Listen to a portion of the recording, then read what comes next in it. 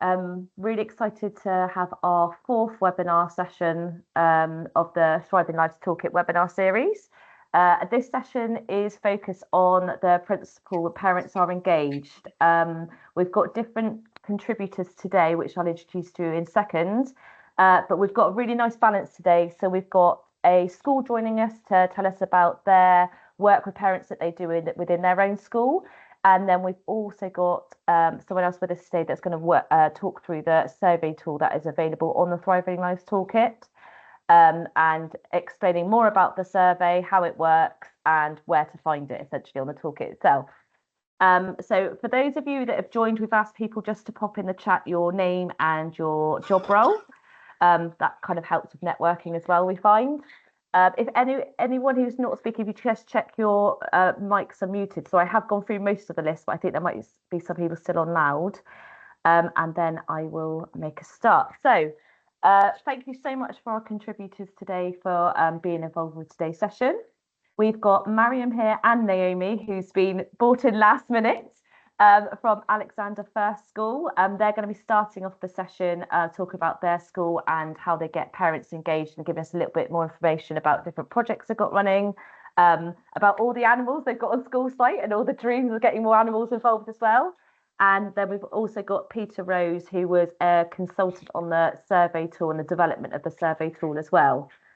So first of all, we're going to start off with Mariam. I'm going to be doing the slides. So Mariam, just give me a shout when you want me to click onto the next one. And if you'd like to take over and start, thank you so much.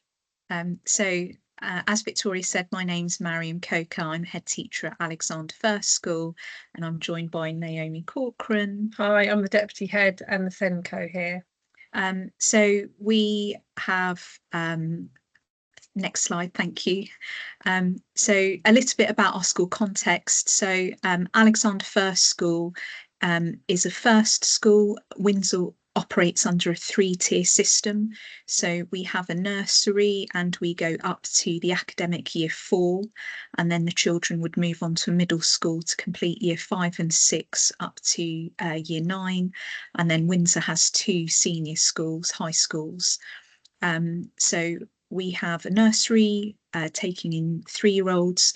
The school, although it's a local authority school, we're located on an MOD housing estate, which means our main intake, as you can see, is between 70 to 75% service children. We have 1/3 of the school as English as an additional language, and we have a large Fijian and Gurkha Nepalese community. In terms of some of the challenges that we find that is quite nuanced to our service children community, we have very few EHCPs joining the school versus the actual SEND needs. So I've been at the school since 2016, and in that time we've only had 1 service child arrive with an EHCP in place, by comparison of the number of EHCPs that leave the school. So that's something that's quite nuanced. In terms of our school, we have a very high turnover of pupils. I'm not sure about how that fits in with other military schools, but Windsor sits on what's referred to as the Guards Corridor. So we have a number of families and children who will typically stay at the school for a short period of time.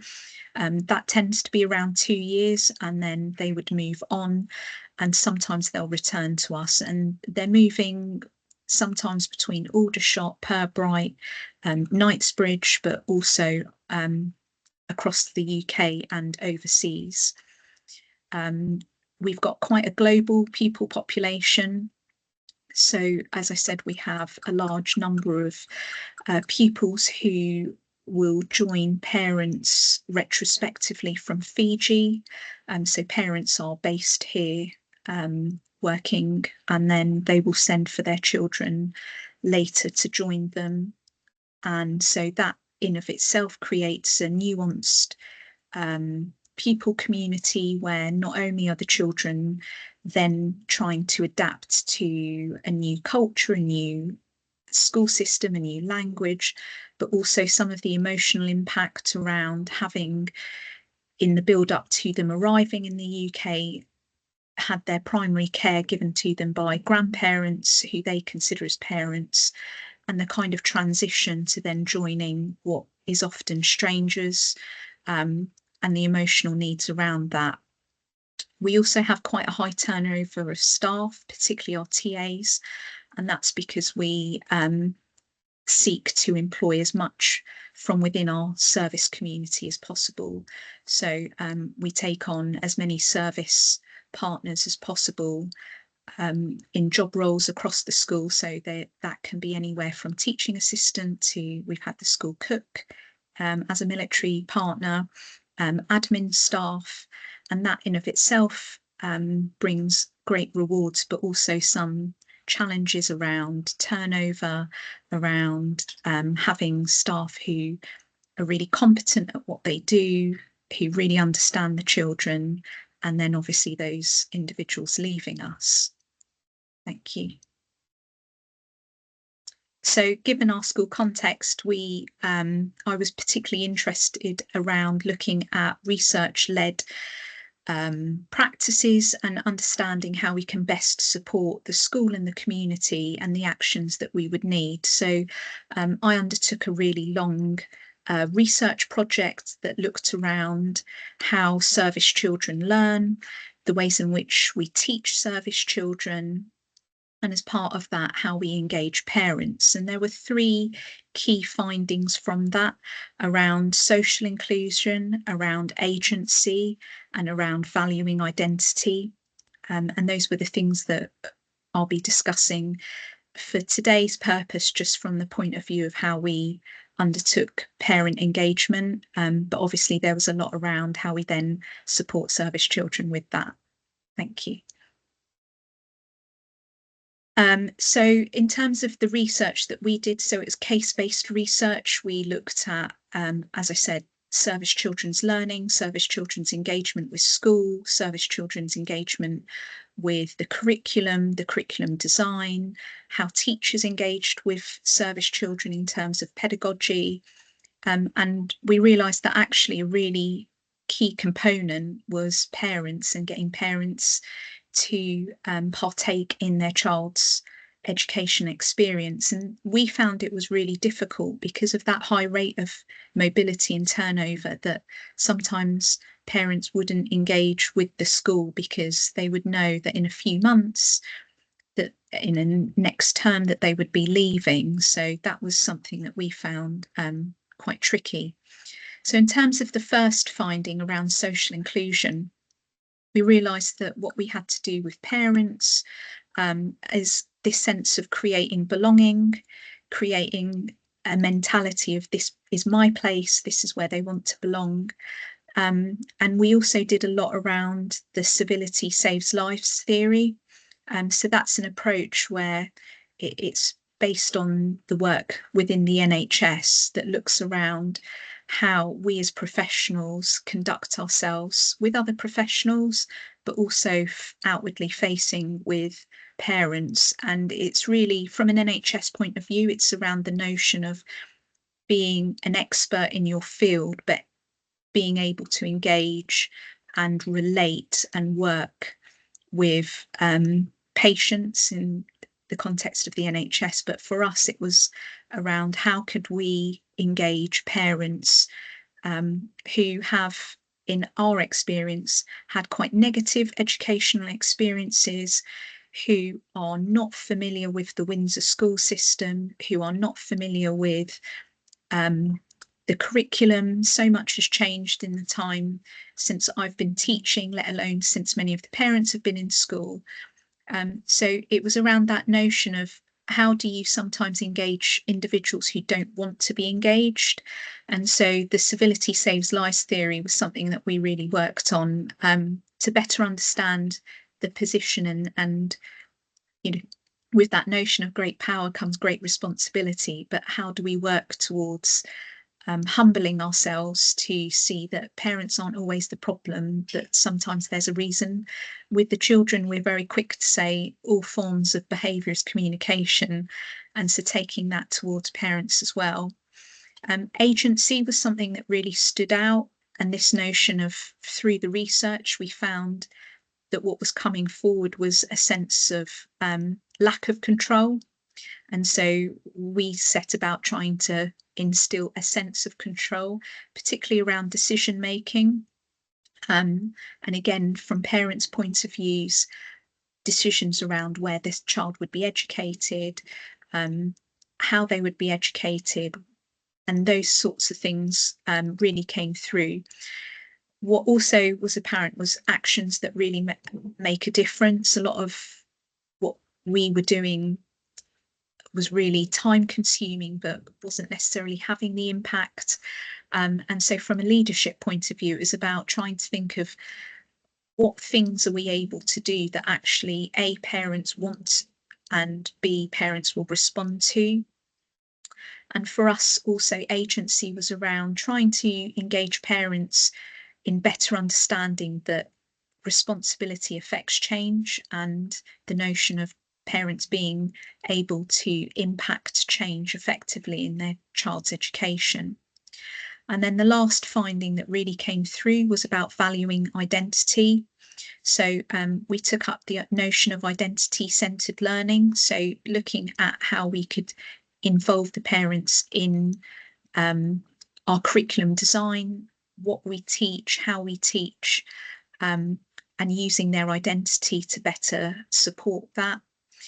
Self-reflecting learning environments, so thinking about how our school environment could reflect the identity of our school community and parents, and trying to instill higher expectations, and that notion of that education is a currency to which many of our parents should and can access and develop. So I'll go through that now in a bit more detail. So the first aspect that we looked around was the social inclusion. So the first thing that we did was we extended our school day. So we start at 8:30, and the children, upon arrival, we have toast and talk to start the school day. So we're a really small school. We're also really poor. We have no money, like most schools. So we were looking around actions and things that we could do that were had high impact but low cost. And so starting every day with toast and talk, we signed up to the Too Good To Go food wastage. And so we get all the bread delivered for free, jam and fruits. The children come into school, we set it up like a family style, so the classrooms have tablecloths. Children are appointed roles and responsibilities. So one child will make the toast, another child will lay the table, another child will make butter the toast and jam. And for us, it was that soft start and transition from home to school. And what we were finding was that was also a really important opportunity to get parents in through the door. Particularly, we were finding that there was such a low attendance to things like workshops, anything formal, and actually just inviting parents in for breakfast, drop in, we found that that was really effective. Anything you add to that? No, just a sort of like, yeah, it's not intimidating for them. It's just an open door and they can come whenever they want. So it's that nurture approach that we use for the children, making a relationship through sharing food. We also did it with the parents as well. And we've been able to build on that and utilise that. So we can have specific themes, International Women's Day, Mother's Day, lots of activities around getting the parents in. And because, as Naomi said, it's less formal, it's less daunting. And you can bring siblings as well, because we often find that parents can't get childcare. So if they've got younger siblings, if you were inviting them to an academic workshop, you can't always bring the siblings into the classroom. But for Talk and Toast, the siblings are more than welcome to join. Yeah, and I think for some of our parents, it was being able to see their child in a really positive light, being able to see their child as a leader, facilitating that social activities. A big thing that we did in terms of social inclusion, we had a number of children who had really traumatic experiences. And so we had looked at how we can best support them through a therapeutic approach. and we tried everything from music therapy, art therapy, talk therapy, and it just wasn't really working. And Naomi has a background in horses, and so we tried on the off chance some equine therapy with some of the pupils who'd had really adverse experiences, and we found that instantly the medium of being around horses, working with horses, was transformative for the children, especially where they were very young children, 3 or 4 years old, with speech and language communication needs. The use of the horses was the therapy, and so we were able to get some really sizable and large concepts with the children through the use of horses, things like consent, informed touch, through using the horses. And we did it for about 1.5 years, 2 years. And then after that time, we thought actually we could do this ourselves. So we set up Troopers Community Equestrian Centre at the school. So we have 4 ponies, and we use that opportunity to engage our parents. We're lucky that many of our parents have an interest in the mounted regiment. Either they work in the mounted regiment, or they have an interest in equine background. And so for us, the use of Troopers Community Equestrian Centre was a means by which to find something that our community had an interest in, and from that interest grow it, fortify it. And we were able to get parents in to volunteer. We were able to get parents in to do work. The hope is that we'll be able to develop that with training and developing courses, so when they move on, there's an element of them being more employable. But what we also found was it was really key for us to look at how we can engage a parent and a child in a non-academic way, and not just getting them in for parents' evenings or for workshops. And actually the informal nature of having a parent in, they do joint riding lessons, they do groundwork together. And again, for us, it was looking at our community and saying, well, what are their skills? What are their backgrounds? And, you know, we've got a lot of farriers on our school estate. We have, as I said, a number of riders. So actually, it didn't seem so daunting saying to a parent, can you come into school and talk to us about, you know, what you do, how you do it? And that's been really, transformative. Yeah, and also with like parent and children workshops, we'll get the parent and the child to work together, and we found it really powerful for a dad that's just come back from deployment. So rather than just saying, right, let's talk to each other about what's been going on for 6 months, the pressure is taken off both the child and the dad, and they just join an activity that they enjoy together, and the horse becomes the subject. And we found that's really, really helped them develop their relationship. Yeah, so we did we wrote some pre and post-deployment therapeutic workshops. From the very small picture on your screen, we wrote a programme of study that utilised our community. We reached out to a few individuals who work in Knightsbridge, and they were able to offer us some ideas and suggestions. And so again, that idea of that social inclusion, of using the community as the basis for what we do, drawing on their knowledge and skills. We also found that, as Naomi said, the kind of informal aspect of engaging parents was really useful. So we wrote a wilderness curriculum, which is the top picture. And what we wanted to do was we based that on the Army's integrity standards, so that we could kind of draw on things like leadership, trust, honesty.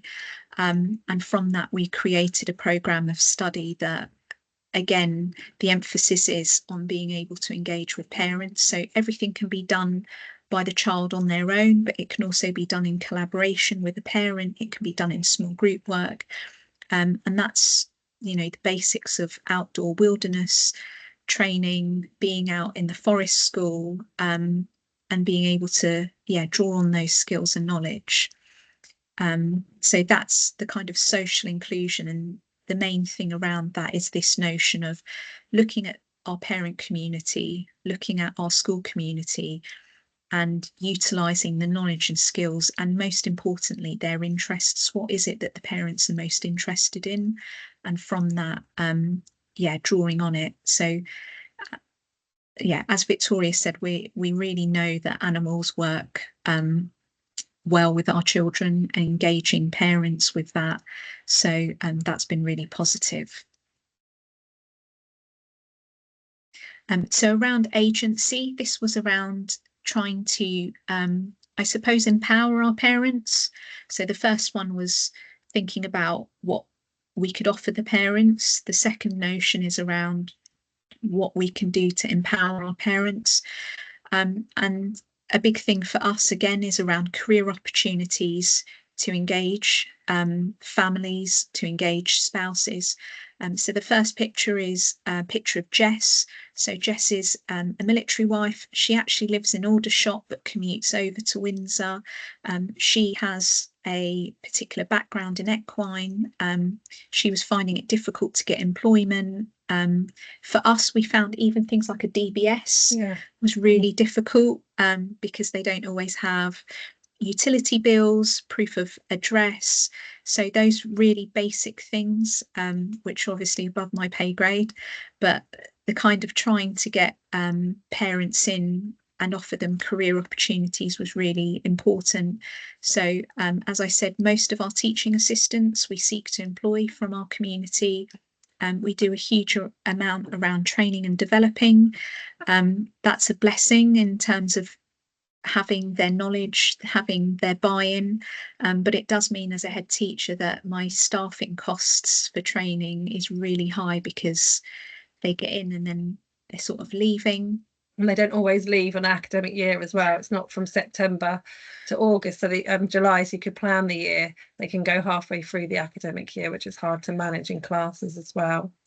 But we found that being the hub of employment, of training, of developing, really powerful in terms of engaging our parent community.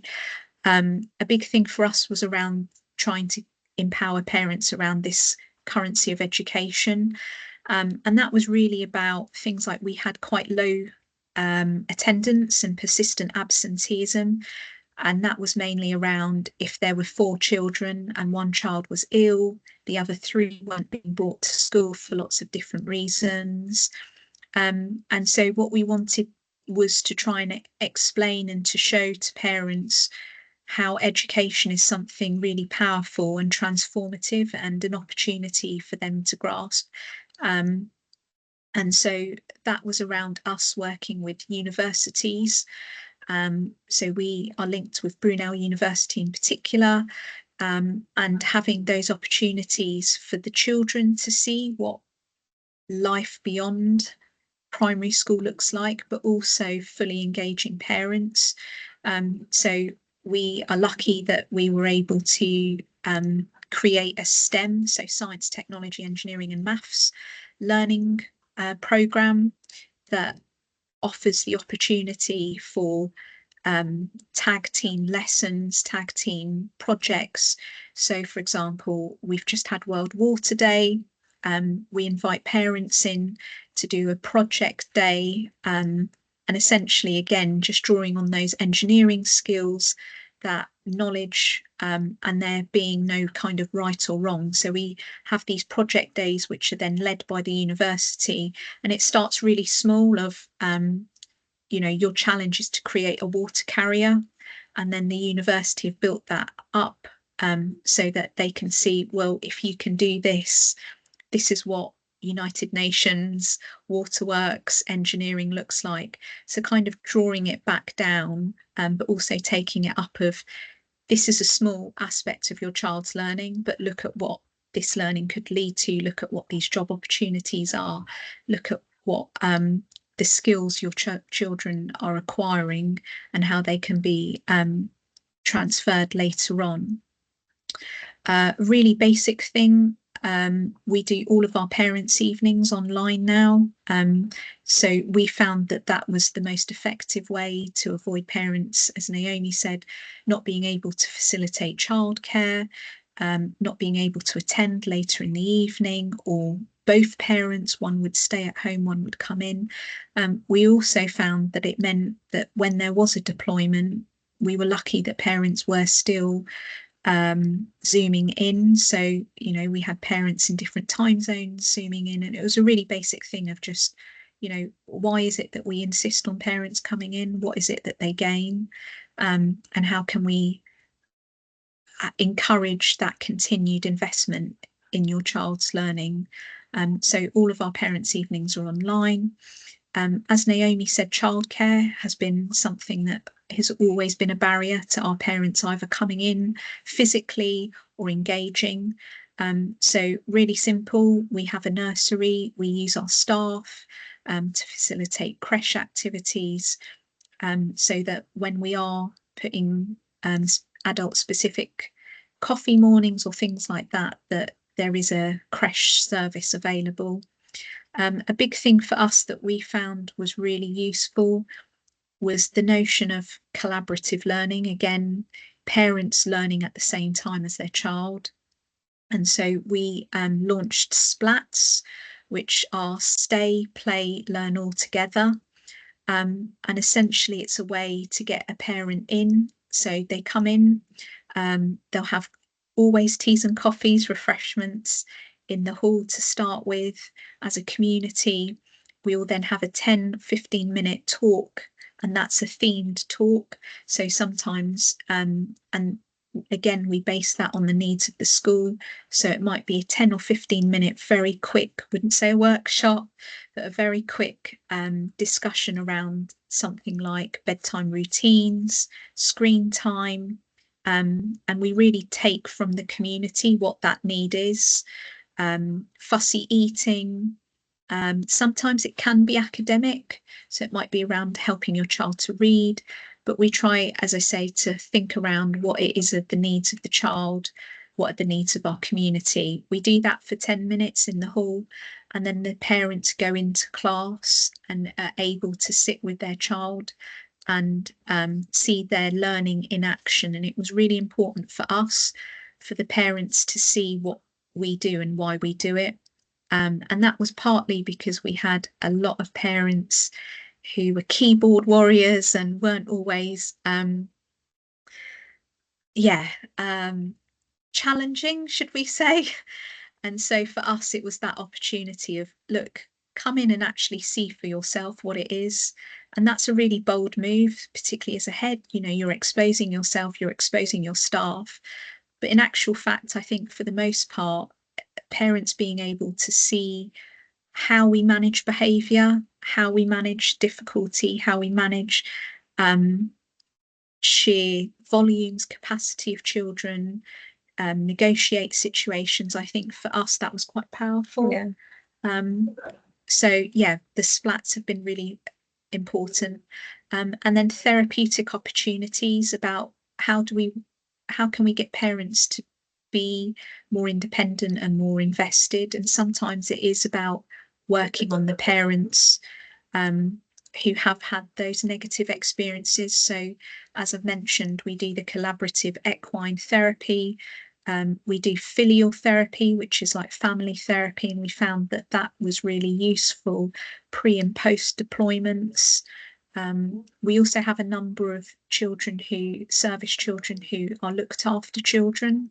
And so for us, again, that opportunity to facilitate a designated time, an opportunity where a parent can come in and have a positive experience. So some art, some crafts, cooking, all of those types of things where it can be led and facilitated by an adult. Sometimes even a board game. We'll even play a board game together with the family liaison worker supporting it. So that is agency. And then valuing identity, so creating a safe and patient learning environment. So we looked at how we can make our school less schooly, if that's a word, and to create an environment where parents didn't feel threatened, didn't feel overwhelmed. So our school has looked at lots of research around sensory needs in school, so there's a real emphasis on it feeling less like a school. So we use lamps instead of overhead lighting. Our parents and pupils and staff are invited to wear slippers in school. There's lots of research, particularly in Scandinavian and Japanese nations, around how slippers affect learning, cognitive behaviour.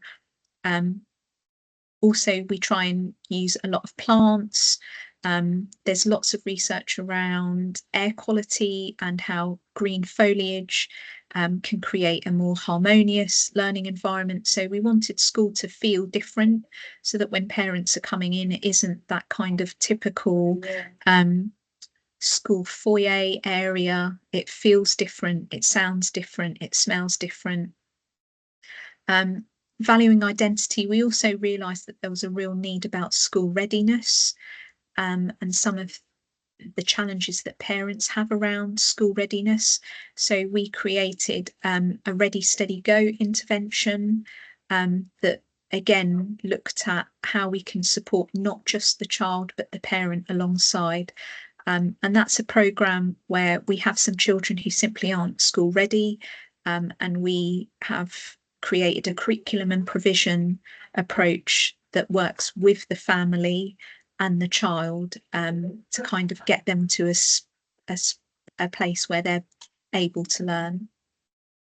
Cultural representation, so that was really important when we redesigned our curriculum a few years ago. We took what the national curriculum said around, say, geography expectations, and adapted it so that it was more representative of our community. So the national curriculum says you have to contrast two countries and nations, and they give some examples and there's some scheme of work. But actually we took Fiji as one of our countries that we study. We took Wales, so that there is that kind of valuing the identity of the community to which we serve, and asking parents to help. So one of the other things that we do is mystery reader. So we ask parents to come and be a secret reader. It started off as mystery reader because I didn't know if anyone was actually ever going to turn up. It was always a mystery if anyone was going to come. But we would say at the same time each week, we'd ask for a parent to come in to read a story of their own choice, or we could provide one. And actually we found that the parents were quite keen to bring their own stories, and that just meant that for some of our Fijian and Gurkha Nepalese community, they brought nursery rhymes as opposed to stories that they could sing and share with the children, picture books. Some of the parents even just bring in photos, and it's just that informal kind of drop-in to talk around, to celebrate and draw on their own experience. And then from the photos, you can see we do a lot of sessions and activities for parents, all with free baby childcare. That was the key. So we do a parent and baby toddler group. We do a boxercise around. A big thing for us was not just practical coffee mornings, but things that really helped with mental health, and would encourage better quality of life and standard of living. So we do a boxercise class, we do a mother and baby group. We also do a mum's night off, which is the top picture, and that we try to do each term. I can't offer my staff overtime, but all the staff are keen to support the school. So on one evening, the staff will stay from around 5 until 7. The staff will have the children in the classrooms. and they will have a themed night. So it might be games night, cinema night, quiz night. And in the hall, myself and the admin staff and Naomi will have all the mums, and we would again have a games night, and we get free pizzas in and nibbles, and it's just an opportunity to get again on an evening, bring together the community, and then our staff have time owed to them. So there are ways of doing things in interesting ways, wouldn't you say? Yeah, being creative around. Yeah, being creative when with no budget. So yeah, Mum's Night Off was a really big success for us, and what we were finding, particularly during those longer deployments, so we had a really long deployment to the Falklands, for example, that for some of our parents, they were saying, look, you know, the days are fine, but it's the evenings at night times that, you know, it's really lonely and we're not able to do anything. So that was something that we found was really positive. And I think that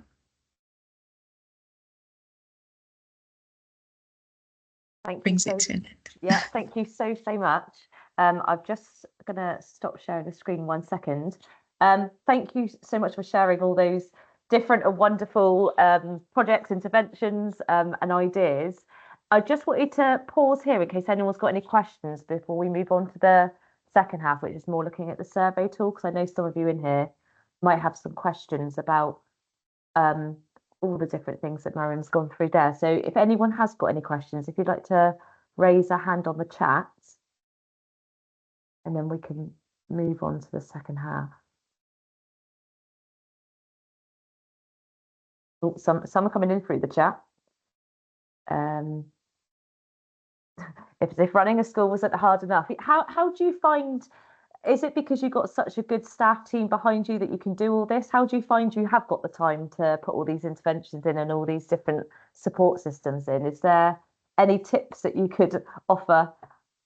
I think for us, it's about finding people that value that which you also do. It's about getting the right staff in, and we can't pay overtime, we can't give big salaries, but we try to create a working environment where people feel that there's a really high buy-in, and so, you know, we're really flexible around leave, time off, going to appointments, when R&R is offered.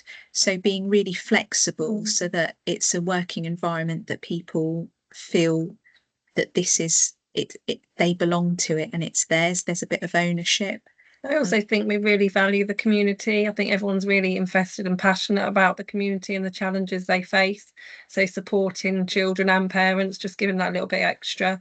I think all the staff here are really dedicated, and it just runs through our culture. We're here to serve, you know, the military really, because we understand their needs. I think you've put a lot of research into that, and everyone that works here buys into that. Great, thank you so much. Matt, your virtual hand up. Hi, good afternoon. Yeah, fascinating to listen to that. Have you seen a big change then in the levels of parental engagement, sort of before and then after the approaches you've described, and how would you describe the change in parental engagement? Yeah, there has been a big change. I think for us, as I said, pre-engaging parents, we had big issues with persistent absenteeism. We had issues with children just not really engaging in learning, not really wanting to be at school, and coming to it from an educator's point of view, even trying to teach lessons where you have a very fractious classroom, it's really difficult. And to add into that, you know, we serve a really proud, thriving Welsh Guards community. So we would have children who were coming from Wales, having been taught in Welsh, not with a national curriculum, and trying to kind of create a harmonious classroom where everybody feels valued and appreciated. So for us, the inability to not do these things just wasn't there. You know, you can't have a school, have a community where you're not looking to better engage them. And so, yeah, parents attending events has gone up, parents understanding why we do what we do. So from a basic point of view, we had less complaints, less fights on the school gate, dare I say. And that kind of, we still get the odd keyboard warrior who just loves a social media post, but on the most part, I think they're quite protective of our school, and they feel that this is a school that facilitates a lifestyle which has its challenges. Neither Naomi nor I have any military background or have any association with the military. We've come into it as educators, and so we can see that this is a community that deserve the best and aren't always afforded that. And so for us, it was also just about that notion of, I suppose, justice for them. Great, thank you. I'm afraid we've got to move on, just so there's enough time for the next section. Sorry, Peter, to bring you in slightly later than we had planned, but I'd like to now introduce you to Peter. And like I said, Peter was involved with the survey tool, which is within the Thriving Lives Toolkit from the very beginning. So Peter, over to you. Thank you. Excellent. Hopefully you can see my screen here. So thanks, Vicky. Yes. So I'm just going to very briefly say a little bit about the background to the Thriving Lives Toolkit online survey tool, and do a bit of a walkthrough. What I would say is it will be quite a bit of a whistle-stop tour. So this isn't intended as a training session on how to use the tool. It's more about familiarising about what the tool's about, what's possible with it, and certainly I'm very, very happy for anybody who'd like to look into the actual mechanics in a bit more detail, to talk through that on another occasion.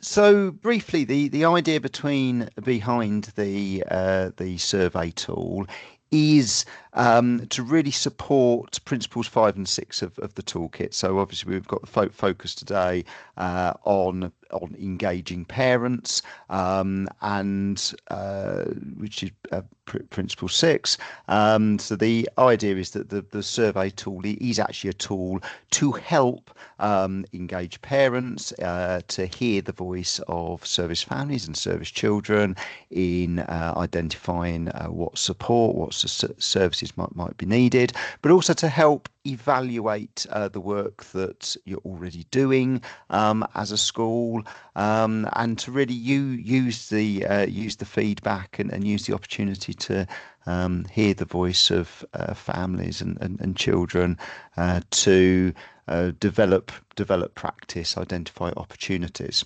Background to it is it was about 4 years ago, I think. I've got a note somewhere, May 2021, where there was some requests from some schools who had just started using the toolkit for a bit of additional support for sort of what to do in relation to involving families, and hearing the voice of young people. And one of the thoughts that was raised, that was suggested by schools, is actually to have a little bit of guidance on maybe how to run surveys, how to collect some ideas, and so that was really what started the process of looking at designing the survey tool. Alongside that, I know that the Skip Alliance is very keen about developing an evidence base around the lives of service children and their families, and the survey tool was seen as a bit of an opportunity for perhaps supporting that as well, which I'll sure talk about briefly in a moment. But really, what are the aims of the online survey tool? There are really 3 key aims. One is about actually giving schools a tool by which the principles 5 and 6 of the toolkit can be enacted. The tool itself is a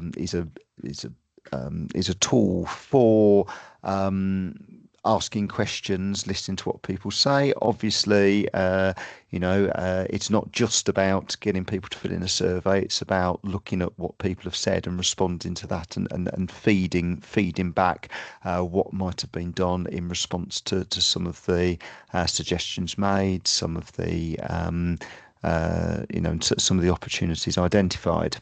And in that respect, as well as actually hearing and engaging children and parents, another aim of the tool is that it is support for schools. It is a tool that can be used to directly support the implementation of the principles of the toolkit.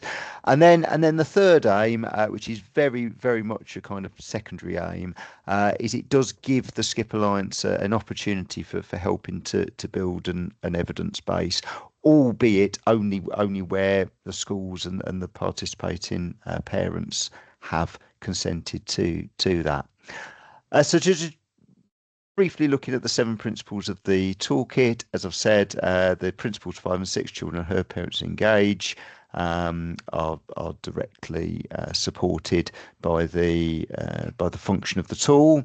There's then the 3 other areas which are in many ways the focus of some of the questions within the toolkit. So what I've pulled up here on the right are the question sets that are available for the parent and carer survey. So as we can see, there's a link there with the supporting wellbeing, linking to principle 2, supporting achievement, linking to principle 3, transferring between schools, linking to principle 4, as well as principle question sets around parent-school communication, homeschool partnerships, being opportunities to evaluate principle 6.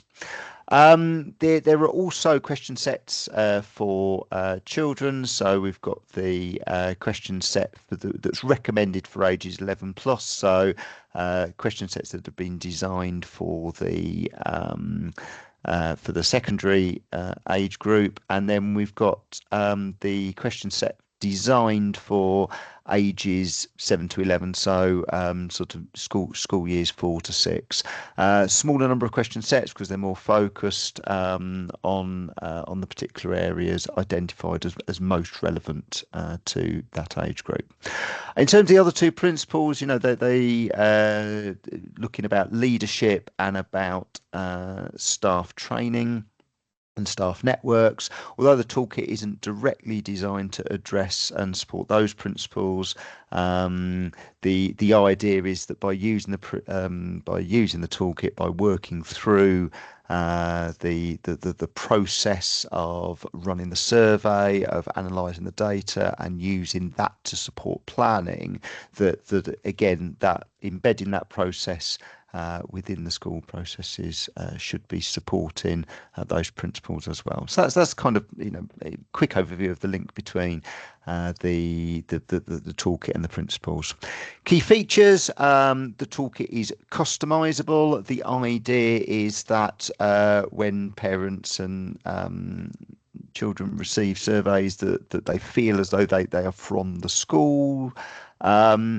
All of the questions are evidence-based, so we developed an initial draft question set that was based on existing insight, in particular the research that underpins the Thriving Lives Toolkit. But then we went through a process of developing question sets and testing them out, both with schools, but also we were very keen to get some feedback from parents that was not sort of filtered through schools, to ensure that it was really speaking to what parents felt were the sorts of questions that they wanted to be asked.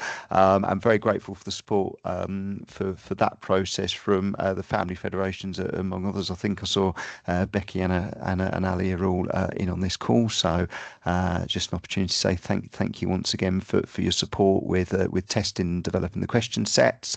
And then the actual use of the question sets is very flexible, can be set up to meet the current school priorities. And a key point to say as well, that particularly because I know sometimes people get concerned about things like the data collection and then the data collation element of it, the whole design of the toolkit and then the various build versions of it all went through an independent ethical review process to ensure that that everybody's data is protected within it.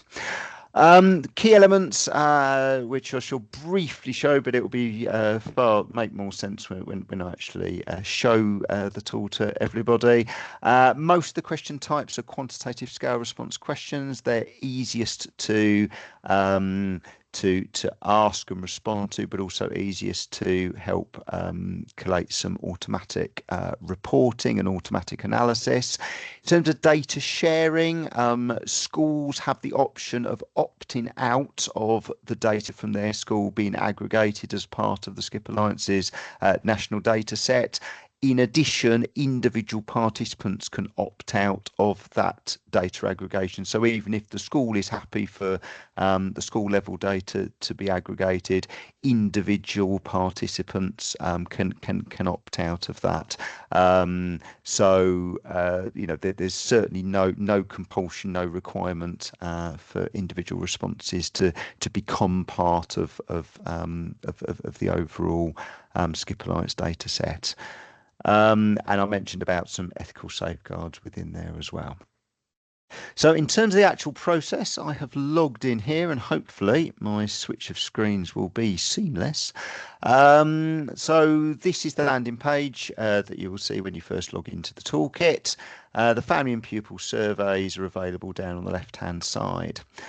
When you select the survey, I mentioned before about this, there's essentially 3 different question sets that could be used. One is designed for parents and carers, one is designed for school years 4 to 6, and one is designed for secondary age schools children. There's no actual requirement to stick to those. That they are suggestions that the design of the wording and the testing has been based on those particular age groups.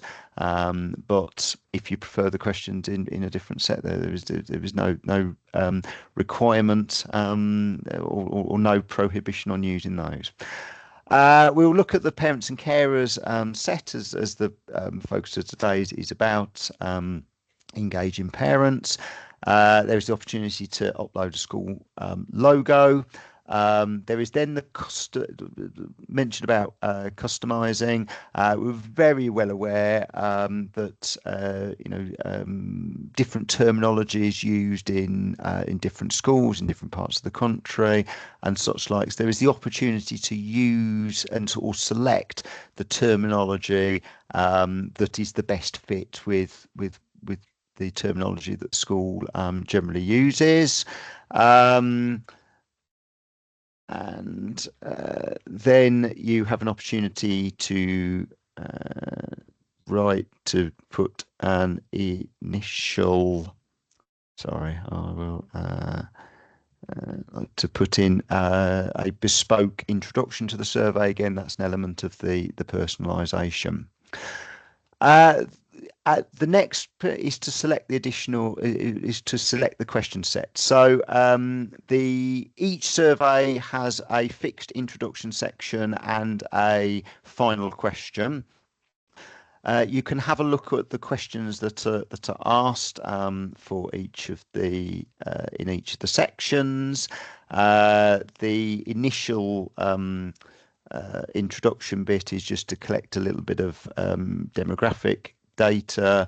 The final question is just a typical catch-all. Is there anything else that you want to say about your experience? You'll notice here the square brackets, that's a placeholder term. So in the actual survey, that the placeholder will be replaced by whichever of the relevant terms you selected on the previous screen.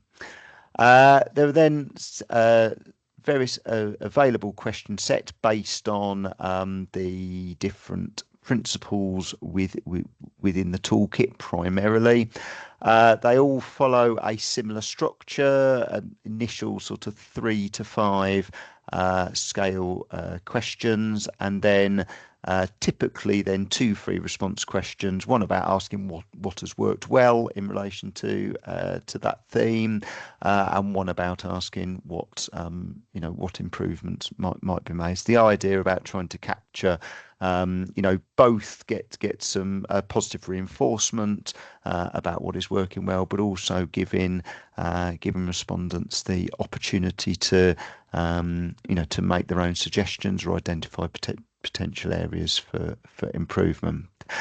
You can select as many or as few of these question sets as you want. The thought being that each time the survey is run, it's likely that there may be different priorities that might be looked at. It is possible, if you want to select all 6 question sets. I would generally advise against that because it would lead to a very long survey. But typically, maybe selecting 2 or 3 of what are felt to be the most relevant questions at the time, and it can just be dragged over. And then once you're happy with your selection of the question sets, you then have an opportunity, should you so wish. There is no requirement to, but if you'd like to compose an additional question. The idea of this is it's an opportunity to my apologies, I copied the wrong thing. The idea, if there's a particular scheme or something that you've implemented within your school that you'd like some specific feedback on, then there is the opportunity to do that. Once you're happy with that, you create survey, and it tells you that the survey has been created. This is the new survey here that we've created. You've then got 2 options. One is to print out paper copies, hand it out, get paper responses, and then type all the responses in yourself, should you so wish. To give an example here, so this is the survey that we've just created. Will come out as a PDF and can just be printed, handed out, and you can collect in the paper copies. Or the option is that it can be sent out via email. You can add, as we say here, you can add a single person to, so you can type in recipient details individually, or what I would generally recommend is use the bulk invite function, which involves, if you put all of the contacts that you want to send the survey to into a CSV file, you can upload together, and then that uploads the contacts and sends out an individual link to so this is the list of people that we have just invited to complete the survey, and so they will have each been sent emailed an individual link to complete the survey. If I click on a link here just to see what they will then see when they then will get a link into the online survey to view, and we see that we have the questions here. I won't go through the full set because of the lack of time, but what you then will get is a log here of who has completed the survey. If you hand out paper surveys, you can go in and fill in the responses that people have given. If you wish to send people a reminder, there is a re-invite button where you can send an email reminder to people who haven't completed the survey yet. And so you can manage the responses. So you can know who has responded, but you won't actually be able to view their individual responses if they've completed online, to maintain the anonymity. In order to show you what then happens next, this is one that I prepared earlier. So this can see that as people complete the survey, you have the status completed. You've got the option of re-inviting. You also know who has given the GDPR consent, and you as a school can remove the consent for individual responses to be available, anonymised responses to be available to the Skip Alliance should you so choose. Once you're happy with the responses that are received, you can then download, you can look at the results, which gives you an aggregated report. What this does is automatically calculate the responses to all of the quantitative questions. So for example, with the question, do you agree or disagree that the school is interested in learning from service children about their experiences? 40% have strongly agreed, 60% have agreed to that statement. The free text boxes are just collated, so you'll just get the verbatim responses there that can then be worked through. So it's a very simple report with some sort of headline analysis to just help with processing.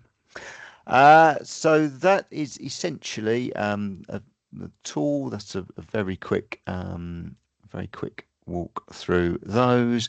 As I've said there, so with the survey tool, you can design, create a customized survey, you can distribute the survey via email or paper, you can manage responses by sending targeted follow-ups to people who have not yet responded, and you can generate a collated report that does some simple descriptive statistics of the quantitative questions and then collates all of the qualitative responses for you. So yes, that's my whistle stop tour. I shall stop there, but I'm happy to answer any questions that people may have. Thank you so much, Peter. I've realised we are slightly over, so I think a couple of people have had to leave, but anyone still here? Has anyone got any questions at all about the survey? Got a nice round of applause from Matt there. No. So what we can, oh yeah, sorry, Ali. Sorry, just a quick one. Peter, I think that was a really helpful presentation. Thank you so much. And I'm sure that this would be really helpful for schools to give them like a talk through how to use it. Are there any plans to make either the presentation or like a short video, or are you going to be sharing the recording of this online to enable people to access it? Both. So we're sharing the recording of this. We'll do an edited version just for this section as well. And we are going to be creating like introductory videos, and we'll make sure the survey tool is in part of those videos, as well as the generic toolkit and how it can be used. So that is something that is up and coming.